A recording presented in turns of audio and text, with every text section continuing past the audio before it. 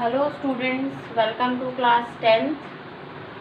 Welcome to class 9th. And we are doing the chapter Electoral Politics from the book Democratic Politics. Democratic Politics का chapter हम कर रहे हैं electoral politics. Electoral politics में कल हमने जो किया था उसमें हमने देखा था कि इलेक्शंस की ज़रूरत क्यों है, हमें इलेक्शंस क्या होते हैं, डेमोक्रेसी जो है इलेक्शंस में वो किस तरीके से शो होती है, ये कल हमने देखा. आज जो हमारा टॉपिक है that is what is our system of elections, कि हमारा सिस्टम क्या है इलेक्शंस का. कल हमने देखा कि क्या होना चाहिए. आज हम देखेंगे कि इंडिया में जो इलेक्शन का सिस्टम है, सिस्टम ऑफ इलेक्शंस जो है वो क्या है. So let's see what is the system of elections.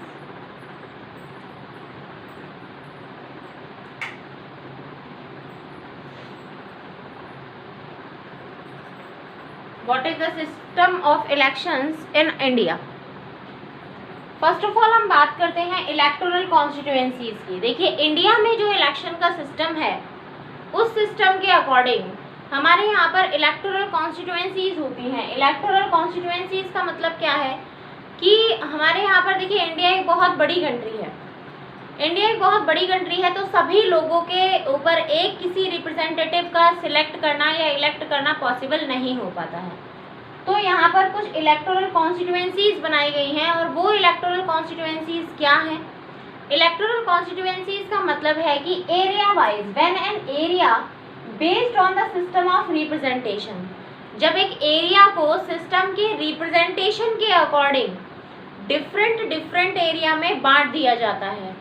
एक एरिया को according to system of election, according to system of representation के सिस्टम के अकॉर्डिंग उसको डिफरेंट पार्ट में बांट दिया जाता है. तो उसे हम क्या कहते हैं, इलेक्टोरल कॉन्स्टिट्यूएंसीज.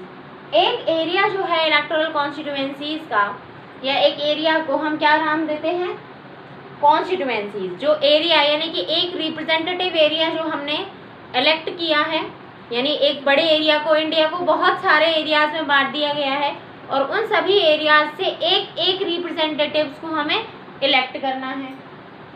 तो वन एरिया या वन कॉन्स्टिट्यूएंसीज, और उस एक एरिया को हम क्या कहते हैं, एक कॉन्स्टिट्यूएंसी, वन कॉन्स्टिट्यूएंसी. यानी कॉन्स्टिट्यूएंसीज का मतलब जहां से आप किसी एक रिप्रेजेंटेटिव को इलेक्ट करेंगे. जैसे कि कोई, हम इंडिया के इलेक्शन की बात कर रहे हैं, मान लीजिए ये कोई एरिया है. अब इन सभी पर कोई एक पर्सन तो इलेक्ट हो नहीं सकता, जबकि हमें करना कोई एक पर्सन ही है. जैसे प्राइम मिनिस्टर है, सिंगल पर्सन है जो हमारे ऊपर रूल करेगा. तो क्या किया जाता है, ये जो एरिया है इसको कुछ इक्वल पार्ट में बांट दिया जाता है according to population. According to population इसको इक्वल पार्ट्स में डिवाइड कर दिया गया. अब हर एरिया से एक रिप्रेजेंटेटिव इलेक्ट कर लिया गया, हर एरिया से.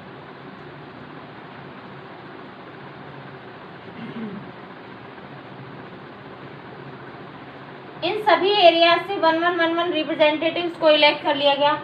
अब ये जितने भी रिप्रेजेंटेटिव्स हैं इन सभी के थ्रू हमारा एक मेन जो पीएम है, प्राइम मिनिस्टर है या प्रेसिडेंट है, उसको इलेक्ट कर लिया गया.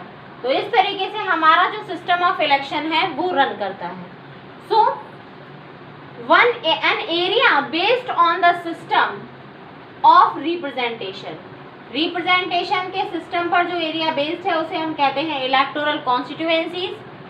एंड वन एरिया और वन कॉन्स्टिट्यूएंसी से वन रिप्रेजेंटेटिव निकल के आता है. लोकसभा यानी कि हमारा पूरा जो कंट्री है उसमें लोकसभा जो इलेक्शंस होते हैं उसके अंदर टोटल जो कॉन्स्टिट्यूएंसीज है, जैसे मैंने आपको ये बताया कि अभी ये नंबर ऑफ कॉन्स्टिट्यूएंसीज डिवाइड कर ली जाती हैं. तो इस तरीके से हमारा इंडिया जो है, इंडिया में टोटल 543 कॉन्स्टिट्यूएंसीज में इंडिया के पूरे एरिया को डिवाइड किया गया है. यानी इंडिया में टोटल जो रिप्रेजेंटेटिव्स होंगे वो होंगे 543, यानी 543 कॉन्स्टिट्यूएंसीज में इंडिया के कंप्लीट एरिया को डिवाइड कर लिया गया है. सो ये हो गया हमारा कॉन्स्टिट्यूएंसीज। नेक्स्ट हम बात करते हैं लोकसभा इलेक्शंस में 543 कॉन्स्टिट्यूएंसीज में इसको डिवाइड किया। अब इसके जो इलेक्टेड रिप्रेजेंटेटिव्स हैं, यानी लोकसभा में जो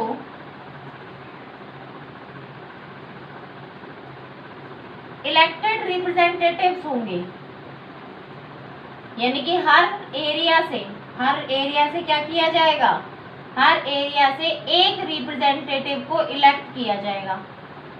यानी कितनी लोकसभा कॉन्स्टिट्यूएंसीज हो गई, 543, क्योंकि ये आपने पढ़ा हुआ होगा कि लोकसभा में जो मेंबर होते हैं वो होते हैं टोटल 545। 545 में से जो 2 होते हैं वो नॉमिनेटेड होते हैं एंग्लो इंडियन कम्युनिटी से। अब उसमें से बचे कितने, 543। इन्हें तो कौन करता है, प्रेसिडेंट करता है इनको नॉमिनेट। 543 जो हैं, इनमें से एक एक रिप्रेजेंटेटिव जो है, एक रिप्रेजेंटेटिव, क्योंकि लोकसभा जो है वो पार्लियामेंट का एक पार्ट है। लोकसभा क्या है, पार्लियामेंट का ही तो एक पार्ट है लोकसभा। जब लोकसभा पार्लियामेंट का एक पार्ट है और लोकसभा के ये मेंबर्स हैं यानी रिप्रेजेंटेटिव्स हैं, तो इन्हें क्या कहा जाता है, मेंबर ऑफ पार्लियामेंट।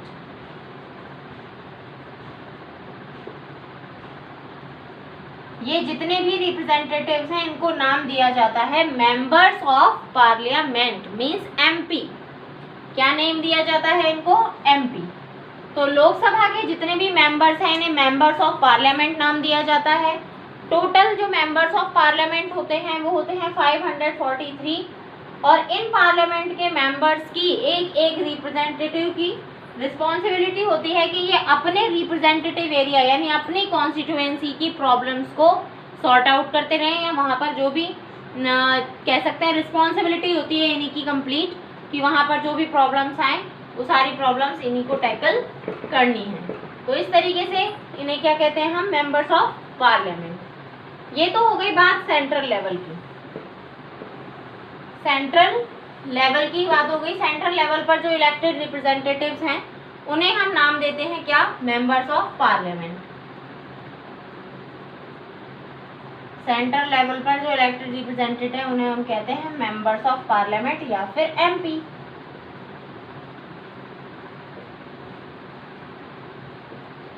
अब मैं बात करती हूँ स्टेट लेवल पे।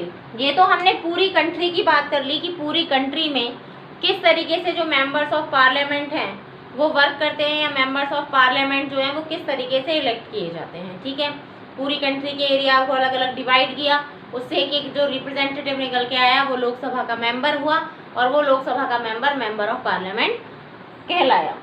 अब बात करेंगे स्टेट की। स्टेट की अगर हम बात करें तो स्टेट में जो असेंबली होती है जिसे हम क्या नाम देते हैं, लेजिस्लेटिव असेंबली।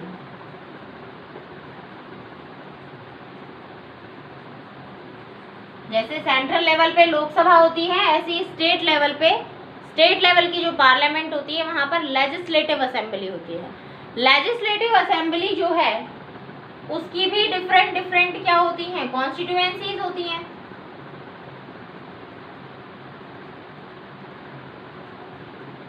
डिफरेंट जब ये कॉन्स्टिट्यूएंसीज हैं तो इनके अंदर से भी 1 representative from each constituency, her constituency से एक मेंबर यानी एक रिप्रेजेंटेटिव जो है उसको इलेक्ट किया जाता है, और वो रिप्रेजेंटेटिव कैसा होता है, इलेक्टेड। वो जो रिप्रेजेंटेटिव है वो कैसा होता है, इलेक्टेड होता है। अब इस रिप्रेजेंटेटिव के इलेक्शन से एक कॉन्स्टिट्यूएंसी के जो इलेक्टेड जो रिप्रेजेंटेटिव है सेंट्रल लेवल पे, तो हमने उसे मेंबर ऑफ पार्लियामेंट कह दिया। अब इसको जो ये इलेक्टेड जो रिप्रेजेंटेटिव है इसे हम क्या कहेंगे, क्योंकि जैसे देखिए हमने सेंट्रल लेवल पे क्या कहा था, उसे मेंबर ऑफ पार्लियामेंट, क्योंकि वो क्या था, पार्लियामेंट का मेंबर था। अब ये जो इलेक्टेड रिप्रेजेंटेटिव है ये किसका मेंबर है, ये है मेंबर ऑफ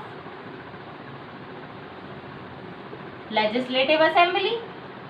क्योंकि स्टेट लेवल पर जो ऑर्गेनाइजेशन वर्क कर रही है, जो एज ए पार्लियामेंट काम कर रही है, वो कौन है? लेजिस्लेटिव असेंबली है। तो members of legislative assembly means MLA, MLA है ये। क्लियर? ये है कौन? MLA। तो ये जो MLAs होते हैं ये भी क्या होते हैं? इलेक्टेड होते हैं। ये भी क्या होते हैं? इलेक्टेड होते हैं। जितने भी MLAs होते हैं इनको भी इलेक्ट किया जाता है। जैसे हमारे यहाँ पर आपने देखा होगा MLA जो होंगे, MLA जैसे बनवारी लाल सिंघल हैं, जैसे MLA संजय शर्मा हैं जो अब इलेक्ट हुए हैं। तो ये सब क्या हैं? स्टेट असेंबली के यानी कि लेजिस्लेटिव असेंबली के मेंबर्स हैं, जिनको आप अभी जिनको आपने इलेक्ट किया है। उनको कौन इलेक्ट करता है? Directly elected by the people of the country और people of the state. Sorry. So ये हो गया हमारा state level and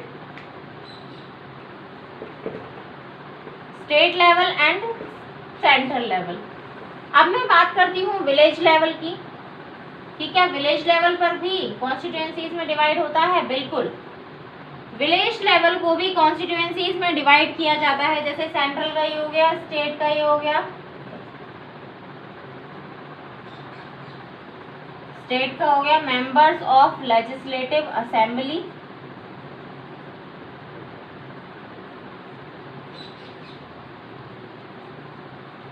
means MLA। अब बात करते हैं हम विलेजेस की। विलेज में क्या होता है? विलेज का जो एरिया है उसको डिफरेंट वार्ड्स में डिवाइड किया जाता है। डिफरेंट वार्ड्स में डिवाइड किया जाता है और फिर उन वार्ड से जैसे सरपंच, पंच, ग्राम सभा के मेंबर्स, इन सभी को इलेक्ट किया जाता है। तो इनके डिफरेंट नेम्स होते हैं। ये हो गया हमारा विलेज का। तो ये सिस्टम आपको क्लियर हो गया होगा कि इलेक्टोरल कॉन्स्टिट्यूएंसीज जो है उनको किस तरीके से किया जाता है डिवाइड। इलेक्टोरल कॉन्स्टिट्यूएंसीज के मेंबर को इलेक्ट किया जाता है। सारे इलेक्टेड मेंबर्स जो हैं वो मेंबर ऑफ पार्लियामेंट कहलाते हैं at the central level, and at the state level they are called member of legislative assembly. Next बात करते हैं हम रिजर्व्ड कॉन्स्टिट्यूएंसीज की। ये तो हमने इलेक्टोरल कॉन्स्टिट्यूएंसीज की बात कर ली जो कि ऑल ओवर थी। अब इन कॉन्स्टिट्यूएंसीज में इलेक्टेड मेंबर्स तो हैं ही, लेकिन उन इलेक्टेड मेंबर्स में कुछ जो सीट्स होती हैं वो सीट्स क्या होती हैं? रिजर्व होती हैं।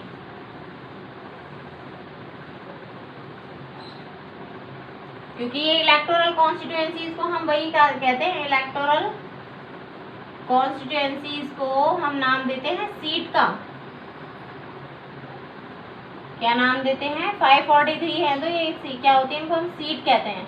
आपने देखा होगा ना जब रिजल्ट्स आते हैं कि इसको कितनी सीट मिली है, इसको कितनी सीट मिली है, वो क्या है कि कितने इलेक्टोरल कॉन्स्टिट्यूएंसीज में कांग्रेस की गवर्नमेंट आई है, कितने इलेक्टोरल कॉन्स्टिट्यूज में बीजेपी की गवर्नमेंट आई है। तो इस तरीके से हम ये सीट्स ही होती हैं, इनको हम सीट्स ही कहते हैं। ठीक है। अब ये जो सीट्स होती हैं, ये जो रिजर्व सीट्स होती हैं, इनके अंदर इलेक्टोरल सीट्स के अंदर कुछ रिजर्व कॉन्स्टिट्यूएंसीज भी होती हैं। रिजर्व्ड कॉन्स्टिट्यूएंसीज यानी कुछ सीट्स ऐसी होती हैं जिन पर कुछ रिजर्व जो मेंबर्स होते हैं या एक रिजर्व कास्ट जो होती हैं उन्हीं का ही राइट होता है उन सीट पर किसी अदर कास्ट के लोग या कोई और पर्सन जो हैं वो इलेक्शंस को फाइट नहीं कर सकते। तो ये जो रिजर्व सीट्स हैं ये एक स्पेशल सिस्टम है।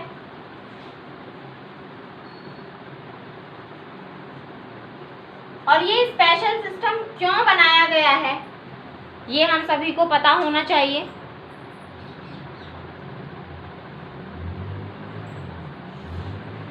ये जो स्पेशल सिस्टम है देखिए ये बनाया गया है क्योंकि पुराने टाइम में हम जानते हैं कि कुछ हमारे इंडिया में ऐसे कुछ सेक्शंस थे जिन सेक्शंस पर क्या किया गया था, लोग जो है उनको कहते थे कि ये लोअर कास्ट के पीपल हैं, कुछ लोअर कास्ट के पीपल माना जाता था उन्हें।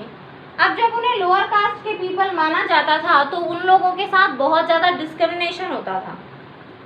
और अगर इसी तरीके से डिस्क्रिमिनेशन होता रहता और आज के टाइम में भी तो हमारी पूरी कंट्री का एक जो पार्ट है वो बहुत ज़्यादा ज़माने से पीछे हो गया होता। तो उन्हीं को अपने बराबर लाने के लिए, उन्हीं लोगों को अपने बराबर लाने के लिए हमारे सिस्टम में ये एक स्पेशल सिस्टम, यानी हमारी जो कॉन्स्टिट्यूएंसीज हैं उनमें ये एक स्पेशल सिस्टम डिराइव किया गया कि कुछ जो वीकर सेक्शंस हैं,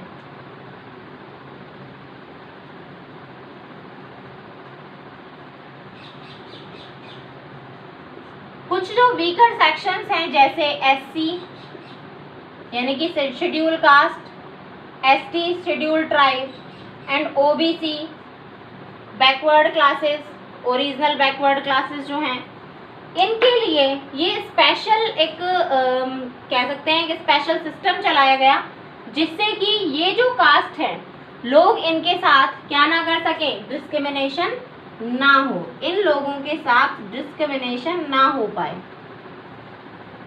क्योंकि हमारी कंट्री का एक बहुत बड़ा part, a very large part are having in these caste, और अगर एक पार्ट जो है कंट्री का बिल्कुल पीछे रह जाता है, यानी उनको कोई ध्यान नहीं देता उनके ऊपर, तो अगर ये बिल्कुल भी सत्ता से बाहर हो गई तो इनकी तरफ कोई भी ध्यान नहीं देगा। तो हमारे जो कॉन्स्टिट्यूशन बनाने वाले जो कॉन्स्टिट्यूशन मेकर्स थे उन लोगों ने इस चीज़ पर बहुत ज़्यादा ध्यान दिया और कहा कि इन लोगों को भी कहीं ना कहीं कुछ कॉन्स्टिट्यूएंसीज में इन्हें क्या देना होगा, रिजर्वेशन देना होगा कि अगर जहाँ पर भी इनकी सीट्स हैं वहाँ पर कोई अदर कास्ट का जो पीपल है वो यहाँ पर इलेक्शन नहीं लड़ पाएगा। तो ये कुछ रिजर्व सीट कर दी गई एससी एसटी ओबीसी के लिए, जिसमें मैं लोकसभा की बात करती हूँ। लोकसभा में 84 सीट्स जो हैं, 543 में से 84 सीट्स जो हैं वो एससी के लिए रखी गई हैं, मीन्स सोशल शेड्यूल कास्ट के लिए रखी गई हैं।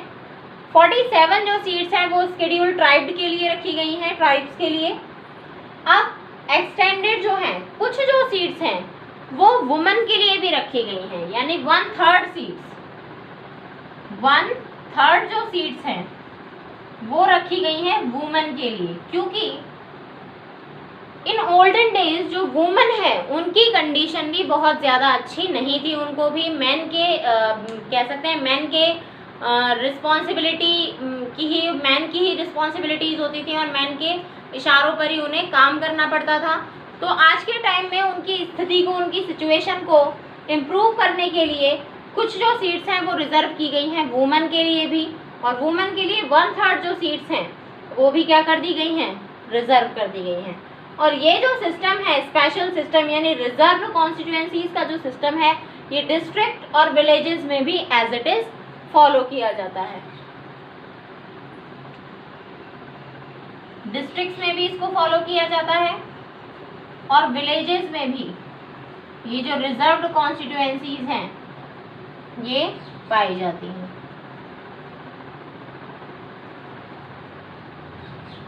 और ऐसा नहीं है कि ये जो रिजर्व कॉन्स्टिट्यूएंसीज हैं जो फिक्स होती हैं, ऐसा नहीं है, ये बार बार चेंज होती रहती हैं। हर बार अलग जो कॉन्स्टिट्यूएंसीज होती हैं उनको एक अलग टाइप की सीट मिलती है। जैसे कहीं पर भी एससी की सीट मिल जाती है तो वहाँ पर किसी एससी के बंदे को खड़े होने का मौका मिलता है, लेकिन कहीं फिर नेक्स्ट टाइम किसी और जगह पर जो इलेक्टोरल कॉन्स्टिट्यूएंसीज पर ये वाली जो चांस है वो ट्रांसफ़र हो जाती है। तो इस तरीके से ये इलेक्टोरल कॉन्स्टिट्यूशन का जो सिस्टम है ये चलता है।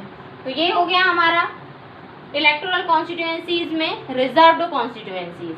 अब हम बात करते हैं वोटर्स लिस्ट की कि ये वर्क कैसे करते हैं, तो हमने देख लिया। अब ये तो देख लिया कि इसमें सिस्टम कैसे काम करता है।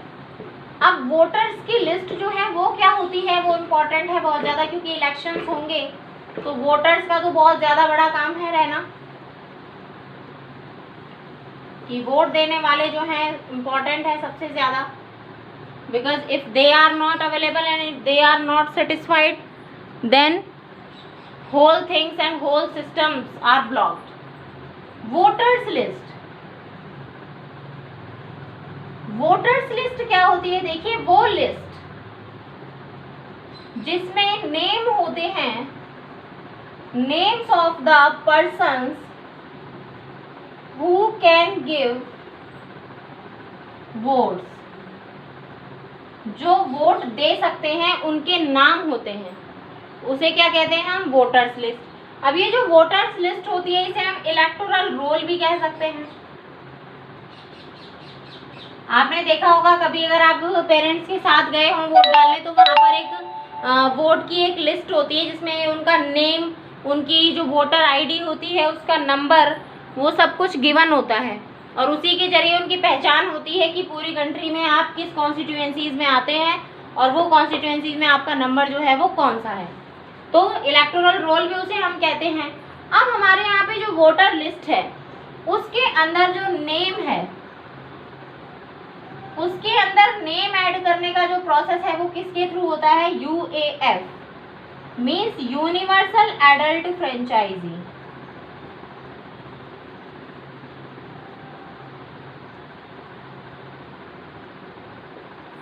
Universal adult franchise, universal adult franchisee का मतलब क्या है कि जो भी पर्सन एडल्ट हो गए, अब हमारे यहाँ पर अकॉर्डिंग टू इलेक्शंस जो एडल्ट हैं वो माने गए हैं किसको, जो 18 ईयर या उससे अबव हैं, यानी 18 ईयर या उससे अबव वाले जो बच्चे हैं या जो युवा हैं वो क्या कर सकते हैं, 18 ईयर या फिर अबव, वो क्या कर सकते हैं, वोट दे सकते हैं, उनके पास क्या है, वोटिंग राइट है।